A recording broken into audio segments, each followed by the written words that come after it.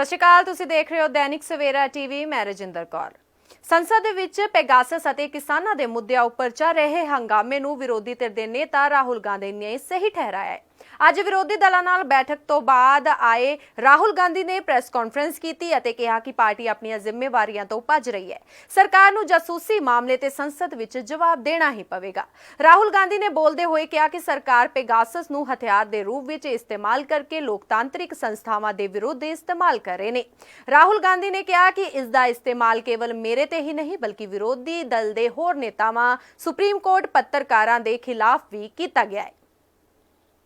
हमें क्लियरली बताया गया है,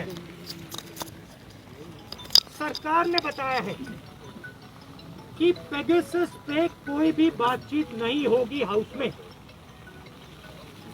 मैं हिंदुस्तान के युवाओं से, जनता से पूछना चाहता हूं, आपके फोन के अंदर नरेंद्र मोदी जी ने एक हथियार डाला है।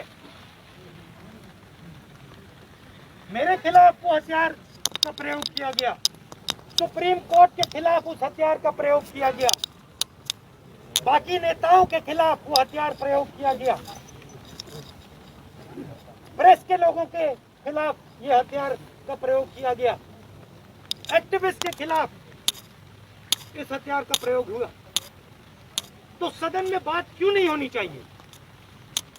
क्या कारण है कि सदन में बात नहीं हो रही है? ये सवाल है। हमारे बारे में कहा जाता है कि हम पार्लियामेंट हाउस को डिस्टर्ब कर रहे हैं। हम पार्लियामेंट हाउस को डिस्टर्ब नहीं कर रहे हैं। हम सिर्फ हमारी जो जिम्मेदारी है उसे पूरा करना चाहते हैं। और मैं सिर्फ एक कांग्रेस पार्टी का नेता नहीं बोल रहा हूं, हर एक पार्टी का नेता आपको यह बताएगा कि हम सिर्फ अपनी जिम्मेदारी पूरा करना चाह रहे हैं। ये जो हथियार है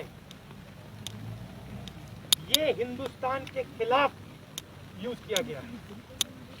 इस हथियार को आतंकवादियों के खिलाफ प्रयोग करना चाहिए, देशद्रोहियों के खिलाफ प्रयोग करना चाहिए। हम नरेंद्र मोदी जी से, अमित शाह से ये पूछ रहे हैं कि आपने इस हथियार का प्रयोग हिंदुस्तान के लोकतांत्रिक इंस्टीट्यूशंस के खिलाफ क्यों किया? हिंदुस्तान के लोकतंत्र ने क्या किया है जो आपने इस हथियार को लोकतंत्र के खिलाफ यूज किया है? ये सब ਪੈਗਾਸਸ ਦੇ ਮੁੱਦੇ ਉੱਪਰ सांसद ਪ੍ਰਤਾਪ ਸਿੰਘ ਬਾਜਵਾ ਨੇ ਬਿਆਨ ਦਿੱਤਾ। ਬਾਜਵਾ ਨੇ ਕਿਹਾ ਕਿ ਸਰਕਾਰ ਮੁੱਦਿਆਂ ਤੇ ਚਰਚਾ ਤੋਂ ਭੱਜ ਰਹੀ ਹੈ। ਸਰਕਾਰ ਇਹ ਜਵਾਬ ਦੇਵੇ ਕਿ ਜੇਕਰ ਉਹਨਾਂ ਨੇ ਪੈਗਾਸਸ ਦਾ ਇਸਤੇਮਾਲ ਨਹੀਂ ਕੀਤਾ ਤਾਂ ਇਸ ਤੇ ਕਾਰਵਾਈ ਕਰੇ, ਕਿਉਂਕਿ ਇਹ ਨੈਸ਼ਨਲ ਸਿਕਿਉਰਿਟੀ ਦਾ ਮੁੱਦਾ ਹੈ ਜੋ ਕਿ ਬਹੁਤ ਗੰਭੀਰ ਹੈ। ਇਸ ਦਾ ਜਵਾਬ ਸਰਕਾਰ ਨੂੰ ਦੇਣਾ ही पवेगा। देखो जी, ये अगर सरकार चर्चा नहीं चाहती तो रास्ता तो सरकार को निकालना होता है। पार्लियामेंट को चलाने का जो बुनियादी फ़र्ज़ है वो पार्लियामेंट का, पार्लियामेंट का जो मिनिस्टर है पार्लियामेंट्री अफेयर्स का, उसकी जिम्मेवारी और गवर्नमेंट की जिम्मेवारी। आप मुझे बताओ कितनी दफ़ा पास्ट में जब कांग्रेस की गवर्नमेंट्स थी तो क्या हमने चर्चा नहीं करवाई? ये तो कोई तरीका ही है ना कहने का, हम बात ही सुनने को तैयार नहीं हो। जैसे राहुल गांधी जी ने कहा और अपोजिशन लीडर्स ने कहा, ये नेशनल सिक्योरिटी का मसला है। और सबसे बड़ी बात है, पहले गवर्नमेंट ये एग्री करे कि पेगासस को क्या ये लाए हैं, इन्होंने मंजूरी दी? अगर नहीं मंजूरी दी तो पेगासस के खिलाफ एक्शन करो, FIR दर्ज करो, उनके खिलाफ सारी कार्रवाई करवाई जाए उनके खिलाफ। क्योंकि इसमें पॉलिटिशियंस ही छोड़ दीजिए, इसमें इंडियन आर्मी के बहुत सारे ऑफिसर्स इन्वॉल्व, उनका नाम है, अपने कैबिनेट मिनिस्टर जो सर्विंग मोदी साहब के कैबिनेट मिनिस्टर उनका नाम है, बहुत सारे मेंबर्स ऑफ पार्लियामेंट का नाम है, बहुत सारे सिविल एक्टिविस्ट का नाम है, चीफ मिनिस्टर्स का नाम है, सारे स्ट्राटा के लोगों का नाम है। और हज़ारों लोगों, नौजवान बच्चों के पता नहीं किस किस के को क्लोन करके फ़ोन को क्या क्या और कहाँ ये इस्तेमाल करेंगे। अगर गवर्नमेंट ने किया है तो ये कम्प्लीटली अगेंस्ट दी डेमोक्रेटिक जो है हिंदुस्तान का प्रोसेस, उसके खिलाफ किया गया है। अगर किया है तो फिर या तो मंजूर या इस बात को मंजूर करें कि हमने करवाया, अगर नहीं किया तो फिर पेगासस पर केस रजिस्टर करवाएंगे। ਸੰਸਦ ਵਿੱਚੋਂ ਬਾਹਰ ਆਏ ਕੇਂਦਰ ਦੀ ਸਰਕਾਰ ਦੇ ਨੇਤਾ ਮਲਿਕਾਰਜੁਨ ਖੜਗੇ ਨੇ ਮੀਡੀਆ ਤੋਂ ਦੂਰੀ ਬਣਾਈ। ਇਸ ਸਮੇਂ ਜਦੋਂ ਉਹਨਾਂ ਤੋਂ ਸਵਾਲ ਕੀਤਾ ਗਿਆ ਕਿ ਸੰਸਦ ਦੀ ਕਾਰਵਾਈ ਨਹੀਂ ਚੱਲ ਰਹੀ ਤਾਂ ਉਹਨਾਂ ਨੇ ਇਸ ਦਾ ਕਾਰਨ ਵਿਰੋਧੀ ਧਿਰਾਂ ਨੂੰ ਦੱਸਿਆ। ਖੜਗੇ ਨੇ ਕਿਹਾ ਕਿ ਸਰਕਾਰ ਹਰ ਮਸਲੇ ਤੇ ਚਰਚਾ ਲਈ ਤਿਆਰ ਹੈ, ਪਰ ਜਿਸ ਲਈ ਸਰਕਾਰ ਰਾਜ਼ੀ ਨਹੀਂ ਉਸ ਤੇ ਵਿਰੋਧੀ ਧਿਰ ਚਰਚਾ ਮੰਗ ਰਹੀ ਹੈ। सरकार कह रही है कि अगर वो रेडी हो गए चर्चा के लिए तो हम उसको चर्चा के लिए तैयार है, तो हम चलेगा। कृषि कानून और पेगासस दोनों पे ही सरकार चर्चा नहीं चाह रही है।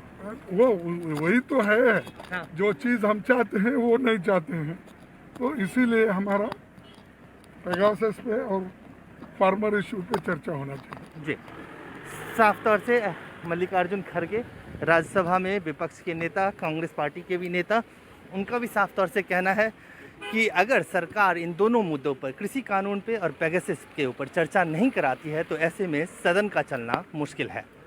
कैमरामैन आकाश के साथ अजय झा, दैनिक सवेरा, दिल्ली। ਆਮ ਆਦਮੀ ਪਾਰਟੀ ਦੇ ਸਾਂਸਦ ਸੰਜੇ ਸਿੰਘ ਨੇ ਇਸ ਮੌਕੇ ਪੈਗਾਸਸ ਜਾਸੂਸੀ ਮਾਮਲੇ ਤੇ ਬੋਲਦੇ ਕਿਹਾ ਕਿ ਦੇਸ਼ ਦੇ 4 ਸਤੰਭਾਂ ਉੱਪਰ ਹਮਲਾ ਹੋਇਆ ਹੈ। ਨਾਲ ਹੀ ਉਹਨਾਂ ਨੇ ਮੰਗ ਕੀਤੀ ਹੈ ਕਿ ਇਸ ਦੀ ਸੁਪਰੀਮ ਕੋਰਟ ਤੋਂ ਜਾਂਚ ਹੋਣੀ ਚਾਹੀਦੀ ਹੈ। ਸਰਕਾਰ ਦੇ ਸਦਨ ਨਾ ਚੱਲਣ ਦੇਣ ਵਾਲੇ ਬਿਆਨ ਤੇ ਸੰਜੇ ਸਿੰਘ ਨੇ ਕਿਹਾ ਕਿ ਸਰਕਾਰ ਕਈ ਮਹੀਨਿਆਂ ਤੋਂ ਕਿਸਾਨਾਂ ਦੀ ਗੱਲ ਨਹੀਂ ਸੁਣ ਰਹੀ ਤੇ ਹੁਣ ਲੋਕਾਂ ਦੀ ਆਵਾਜ਼ ਪਾਰਲੀਮੈਂਟ ਤੋਂ ਬਿਨਾਂ ਕਿੱਥੇ ਸੁਣੀ ਜਾਵੇਗੀ।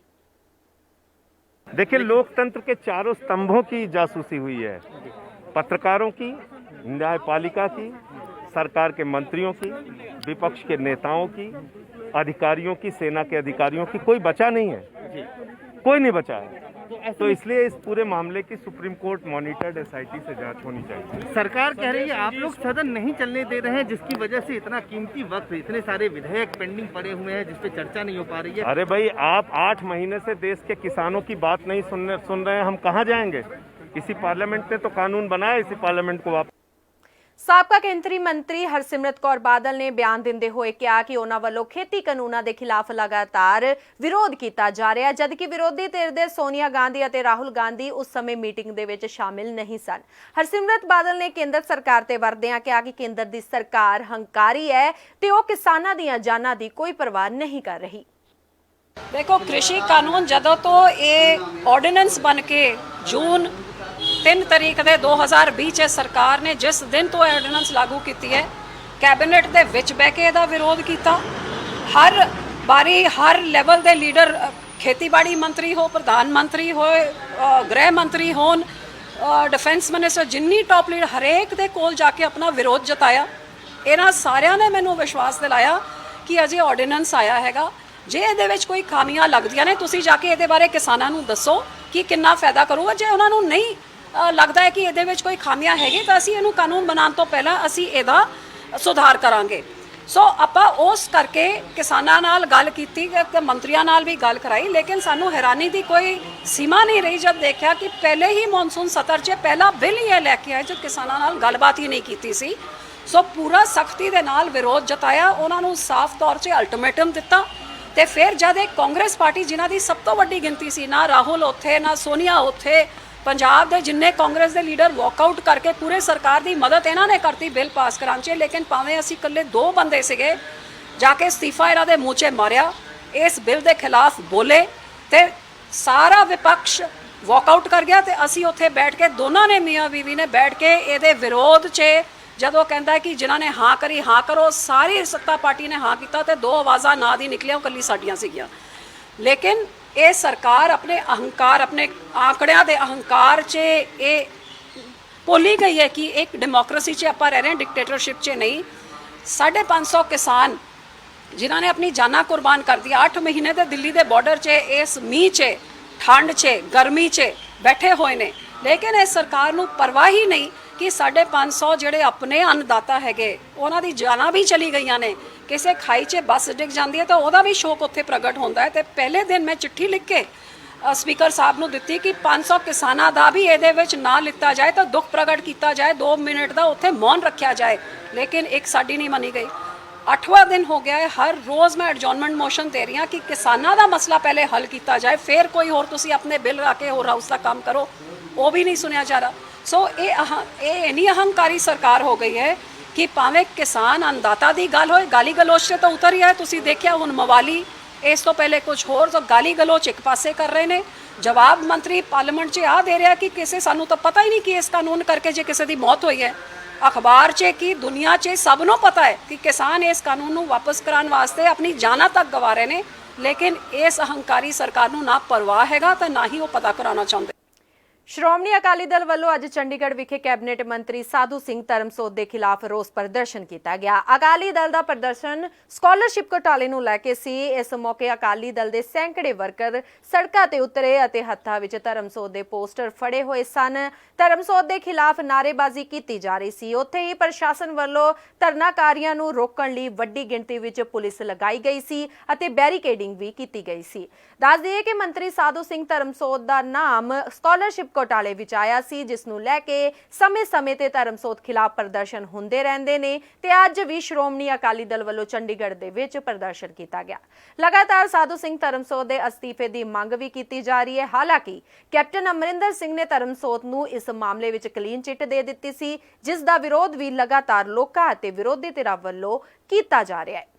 ਵਧਦੇ ਅਗਲੀ ਖਬਰ ਦੇ ਵੱਲ। ਜਾਪਾਨ ਦੇ ਟੋਕੀਓ ਵਿੱਚ ਹੋ ਰਹੀਆਂ ਓਲੰਪਿਕ ਖੇਡਾਂ ਵਿੱਚ ਭਾਰਤੀ ਖਿਡਾਰੀਆਂ ਦਾ ਹੌਸਲਾ ਵਧਾਉਣ ਦੇ ਲਈ ਕੈਬਨਿਟ ਮੰਤਰੀ ਰਾਣਾ ਗੁਰਮੀਤ ਸੋਢੀ ਵੱਲੋਂ ਇੱਕ ਮੁਹਿੰਮ ਦੀ ਸ਼ੁਰੂਆਤ ਕੀਤੀ ਗਈ ਹੈ, ਜਿਸ ਵਿੱਚ ਉਹਨਾਂ ਵੱਲੋਂ ਖਿਡਾਰੀਆਂ ਨੂੰ ਚੀਅਰ ਕਰਨ ਦੇ ਲਈ ਇੱਕ ਮੰਚ ਤਿਆਰ ਕੀਤਾ ਗਿਆ ਹੈ। ਉਹਨਾਂ ਕਿਹਾ ਕਿ ਇਸ ਦੇ ਨਾਲ ਬੱਚਿਆਂ ਵਿੱਚ ਖੇਡਾਂ ਪ੍ਰਤੀ ਉਤਸ਼ਾਹ ਪੈਦਾ ਹੋਵੇਗਾ। ਉਹਨਾਂ ਨੇ ਕਿਹਾ ਕਿ ਸਾਨੂੰ ਮਾਣ ਹੈ ਕਿ ਪੰਜਾਬ ਭਾਰਤ ਦਾ ਦੂਜਾ ਨੰਬਰ ਦਾ ਸੂਬਾ ਹੈ, ਜਿੱਥੋਂ ਓਲੰਪਿਕ ਦੇ ਕਈ ਵੱਡੀ ਗਿਣਤੀ ਦੇ ਵਿੱਚ ਖਿਡਾਰੀ ਗਏ ਨੇ। ਉਹਨਾਂ ਨੇ ਉਮੀਦ ਜਤਾਈ ਹੈ ਕਿ ਦੇਸ਼ ਦੇ ਖਿਡਾਰੀ ਜ਼ਿਆਦਾ ਤੋਂ ਜ਼ਿਆਦਾ ਮੈਡਲ ਲੈ ਕੇ ਆਉਣਗੇ। ਉੱਥੇ ਹੀ ਦੋਹਰੇ ਮੁਆਵਜ਼ੇ ਵਾਲੇ ਮਾਮਲੇ ਵਿੱਚ ਸਫਾਈ ਦਿੰਦੇ ਹੋਏ ਉਹਨਾਂ ਨੇ ਕਿਹਾ ਕਿ ਕੋਰਟ ਦੇ ਜ਼ਰੀਏ ਆਪਣਾ ਕੇਸ ਜਿੱਤ ਕੇ ਮੁਆਵਜ਼ਾ ਲਿਆ ਹੈ। ਉਹਨਾਂ ਨੇ ਕਿਹਾ ਕਿ ਸਰਕਾਰ ਦੇ ਕੋਲੋਂ ਇੱਕ ਵਾਰ ਪੈਸਾ ਕਢਵਾਉਣਾ ਔਖਾ ਹੈ ਅਤੇ 2 ਵਾਰ ਕੋਈ ਕਿਸ ਤਰ੍ਹਾਂ ਲੈ ਸਕਦਾ ਹੈ। ਉਹਨਾਂ ਨੇ ਕਿਹਾ ਕਿ ਮਾਮਲਾ ਸੁਪਰੀਮ ਕੋਰਟ ਵਿੱਚ ਚੱਲ ਰਿਹਾ ਹੈ ਅਤੇ ਉਸ ਨੂੰ ਕੋਰਟ ਦੇ ਪੂਰਾ ਭਰੋਸਾ ਹੈ। ਰਾਣਾ ਸਾਹਿਬ, ਇੱਕ ਕੱਲ ਸੁਨੀਲ ਜਾਖੜ ਜੀ ਵੱਲੋਂ ਹਾਈ ਕਮਾਨ ਨੂੰ ਔਰ ਕੈਪਟਨ ਅਮਰਿੰਦਰ ਸਿੰਘ ਨੂੰ ਚਿੱਠੀ ਲਿਖੀ ਗਈ, ਤੁਹਾਡੇ ਬਾਰੇ ਲਿਖੀ ਗਈ, ਕਹਿੰਦੇ ਜੀ 2 ਵਾਰੀ ਮੁਆਵਜ਼ਾ ਲੈ ਕਾਰਵਾਈ ਹੋਣੀ ਚਾਹੀਦੀ ਔਰ ਜੀਰਾ ਤਾਂ ਇੱਥੋਂ ਤੱਕ ਕਹਿ ਕੇ ਕਹਿੰਦੇ ਜੀ ਮੰਤਰੀ ਮੰਡਲ ਚੋਂ ਬਾਹਰ ਕਰ ਦਿਓ। ਚਲੋ ਤੁਸੀਂ ਮੇਰੇ ਨਾਲ ਅੱਖ 'ਚ ਅੱਖ ਮਿਲਾਓ।